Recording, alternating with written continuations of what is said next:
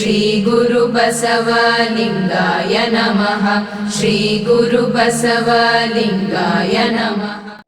ಇವತ್ತಿನ ದಿನ ಒಟ್ಟಾರೆಯಾಗಿ ನಡೆಯುವಂಥ ಪುರಾಣದೊಳಗೆ ಬಂದಿರುವಂಥ ಮಾತೆಯರೇ, ಮುದ್ದು ಮಕ್ಕಳೇ, ಶರಣು ತಾಯಿ ತಂದೆ ಬಳಗದವರೇ, ಮತ್ತೊಬ್ಬರ ಹೊಟ್ಟಿ ಮೇಲೆ ಹೊಡಿಲಾರ್ದಂಗ ದಿನನಿತ್ಯವು ದುಡದೇ ತಿನ್ನಬೇಕನ್ನುವಂಥ ಎಲ್ಲಾ ಕಾಯಕ ಯೋಗಿಗಳೇ,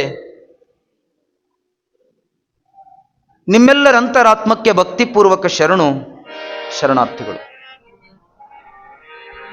ಇನ್ನು ಮುಂದೆ ಈ ಮೈಕ ಈ ಕ್ಯಾಮ್ರಾ ಇಲ್ಲಾರ್ದಂಗೆ ಬೆಕ್ಕದಂಗೆ ಮಾತಾಡಬಹುದು. ಇದನ್ನಿದ್ದಾಗ ಭಾಳ ಎಚ್ಚರದಿಂದ ಮಾತಾಡಬೇಕಾಗತ್ತೆ. ಹಂಗಂತ ನಾನೇನು 2-3 ದಿನಗಳಿಂದ ಏನು ತಪ್ಪಂತೂ ಮಾತಾಡಿಲ್ಲ, ಮಾತಾಡೋನು ಅಲ್ಲ. ಹಂಗೇನಾದ್ರೂ ಮಾತಾಡಿದ್ರೆ ನಾನು ನಿಮ್ಮ ಮಗ ಹೊಟ್ಟೆ ಹಾಕೊಂಡ್ಬಿಡ್ರಿ ಹಂಗ. ಹಾಗಿರೋದ್ರಿಂದ ನಾವೆಲ್ಲ ದಿನಾಲೂ ಕೂಡ ಗುಡ್ಡಾಪುರ ದಾನಮ್ಮ ದೇವಿಯ ಚರಿತೆಯನ್ನ ಒಂದು ಕ್ಷಣ ನಾವೆಲ್ಲರೂ ಕೂಡ ಕೇಳುವಂಥವ್ರು ಆಗ್ತಾ ಇದ್ದೀವಿ. ಇದನ್ನೆಲ್ಲ ಯಾಕೆ ಕೇಳಬೇಕು? ಇದನ್ನ ಕೇಳಿ ಮಾಡೋದಾದ್ರೂ ಏನು? ಯಾರೋ ಒಬ್ರು ಪುರಾಣವನ್ನ ಕೇಳಿ ಅಂದಿದ್ರಂತ, ಪುರಾಣದೊಳಗ ಗಡ್ಡ ಬಿಟ್ಟಿದ್ರು, ಗುಡ್ದಾಗ ಕುಂತಿದ್ರು, ಅನುಷ್ಠಾನ ಮಾಡಿದ್ರು, ನಾನು ಮನೆಗೆ ಹೋಗಿ ಏನ ಗಡ್ಡ ಬಿಟ್ಟು ಗುಡ್ದಾಗ ಕೂತು ಅನುಷ್ಠಾನ ಮಾಡೋರೇನು ನಾವು? ಯಾಕೆ ಪುರಾಣ ಪ್ರವಚನಗಳನ್ನ ಒಂದು ಕ್ಷಣ ನಮ್ಮನ್ನು ನಾವು ಕೇಳಬೇಕು ಅಂತ ಕೇಳಿದ್ರೆ ಏನೋ ಒಂದು ಮನಸ್ಸಿಗೆ ನೆಮ್ಮದಿ, ಸುಖ, ಆನಂದ. ಎಲ್ಲಿ ಇರ್ಲಾರ್ದಿರುವಂತ ಒಂದು ಆನಂದ ಎಲ್ಲಿಟ್ಟನ ದೇವರ ಅಂತ ಕೇಳಿದ್ರ ಅದು ಶ್ರೀಮಠದ ಅಂಗಳದೊಳಗಿಟ್ಟನ, ಗುರುವಿನ ಪಾದದೊಳಗಿಟ್ಟನ, ಬಿಟ್ರೆ ಮತ್ತೊಂದು ಕಡೆ ಇಟ್ಟುವುದಕ್ಕೆ ಸಾಧ್ಯನೇ ಇಲ್ಲ. ಅಂತ ಆನಂದವನ್ನ ಗುರುಗಳು ನಮಗೆ ಕೊಟ್ಟಿದ್ದಾರಲ್ಲ, ಈ ಆನಂದಕ್ಕಾಗಿನೇ ಬೆನ್ನು ಹತ್ತೋದು ಬಿಟ್ರೆ ಮತ್ತೊಂದಕ್ಕೆ ಏನದ ಹೇಳ್ರಿ ನೋಡ.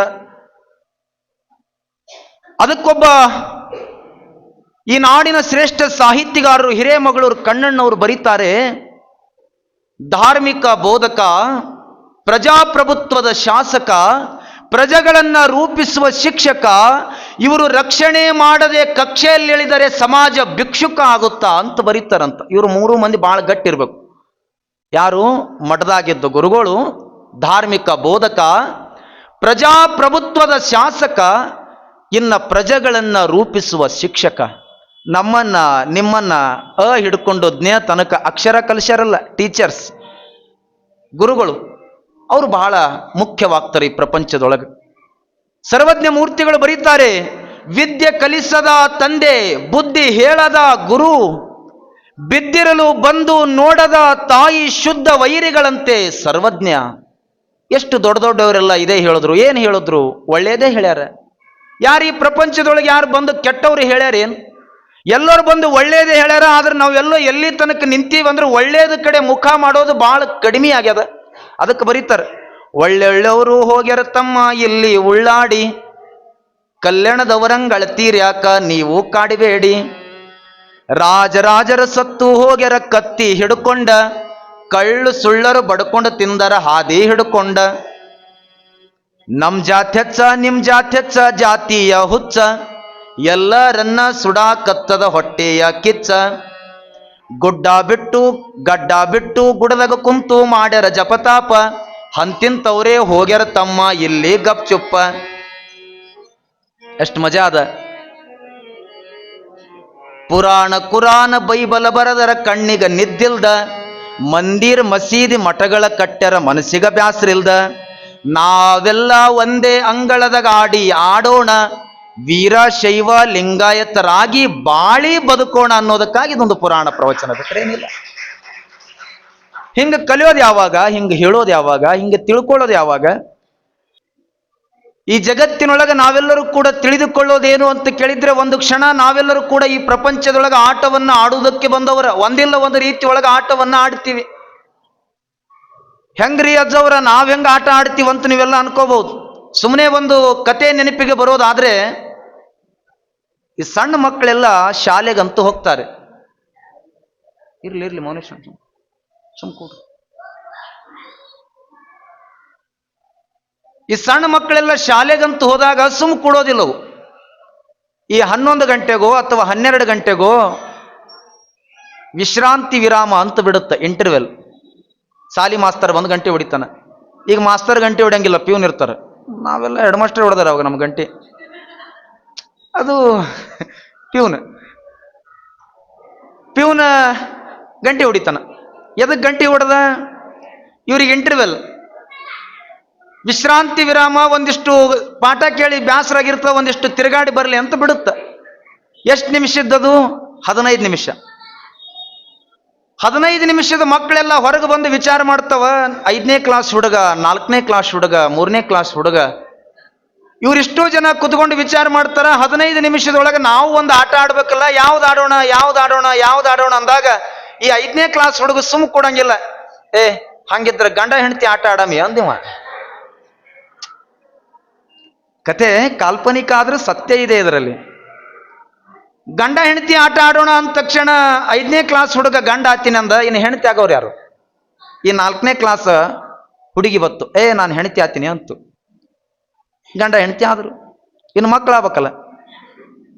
ಈ 3ನೇ ಕ್ಲಾಸ್ ಹುಡುಗ ಬಂದು ನಾನು ಮಗ ಆಗ್ತೀನಿ ಅಂದು, ನೀ ಮಗ ಆಗುತ್ತಂದು. 2ನೇ ಕ್ಲಾಸ್ ಮುಂದೆ ನಾ ಏನಾಗ್ಲಿ ಅಂತಂದ್ರು, ನೀನು ಮಗಳಾಗು, ಮುಗೀತು. ಒಂದು ಕುಟುಂಬ ರೆಡಿ ಆಯ್ತಲ್ಲೇ. ಸಣ್ಣವರಿದ್ದಾಗ ಶಾಲೆ ಒಳಗೆ ಹಿಂಗೆ ಹೋಗಿ ಆಟ ಆಡಿದವ್ರಿಗೆ ಇದು ನೆನಪಿಗೆ ಬರ್ತಿರುತ್ತೆ. ಈ ಮಕ್ಕಳೆಲ್ಲ ಶಾಲೆಗೆ ಹೋದಾಗ ಇದೊಂದು ಆಟ ಆಡೋದಕ್ಕೆ ಪ್ರಾರಂಭ ಮಾಡ್ತಾವ. ಪ್ರಾರಂಭ ಮಾಡಿದಾಗ ಗಂಡಿಗೆ ಹೇಳ್ತಾಳಂತ, ಗಂಡಾಗಿಲ್ಲ ಭಾವ ಅಷ್ಟೇ ಗಂಡಾಗ್ಯದ. ಹೇಳ್ತಾಳ, ರೀ ನೀವು ಹೋಗ್ರಿ, ಒಂದಿಷ್ಟು ಹೊಲಕ್ಕೆ ಹೋಗಿ ನೇಗ್ಲ ಹೊಡೆದು ಸದಿ ತೆಗೆದು ಒಂದಿಷ್ಟು ಗಳ್ಯಾ ಹೊಡೆದು ಬರ್ರಿ ಅಂತಾಳ. ಅವ ಏನು ಮಾಡ್ತಾನೆ, ಅವ ಭಾಳ ದೂರ ಹೋಗಂಗಿಲ್ಲ. ಒಂದು ತೊಗರಿ ಕಟ್ಗಿ ಮತ್ತೊಂದು ಸುರ್ಪುಲು ಕಟ್ಗಿ ತಗೊಂಡು ಆ ಸೂರ್ಯಪಾನ ಕಟ್ಗಿ ಒಳಗೆ ತೊಗರಿ ಕಟ್ಗಿ ಚುಸ್ತಾನ, ಇದೊಂದು ಗಳ್ಯಾ ಎತ್ತ ಅಂತ ಮಾಡ್ತಾನ. ಮಾಡಿ ಭಾಳ ದೂರ ಇಲ್ಲ, ಅಲ್ಲೇ ಸಾಲಿ ಗ್ರೌಂಡ್ದಾಗ ಅಲ್ಲೇ ಗಳೆ ಹೊಡಿತಿರ್ತಾನ ಅವ. ಇನ್ನು ನನ್ನ ಗಂಡ ಹೊಲಕ್ಕೆ ಹೋಗ್ಯಾನ ಅಂತ ಅನ್ಕೊಂಡು ಇವಳು ಬರೋದ್ರೊಳಗೆ ಏನು ಮಾಡ್ತಾಳೆ ಅಂದ್ರೆ ಸುತ್ತ ಒಂದು 4 ಕಲ್ಲು ಇಡ್ತಾಳೆ. ಕಲ್ಲಿಟ್ಟು ಒಂದು ಮನಿ ಅಂತ ಗುಂಡು ಮಾಡ್ತಾಳೆ. ಮಾಡಿ ಒಳಗೆ ಕುತ್ಕೊಂಡು ಅಲ್ಲಿ ಒಂದು 3 ಕಲ್ಲು ಇಡ್ತಾಳೆ.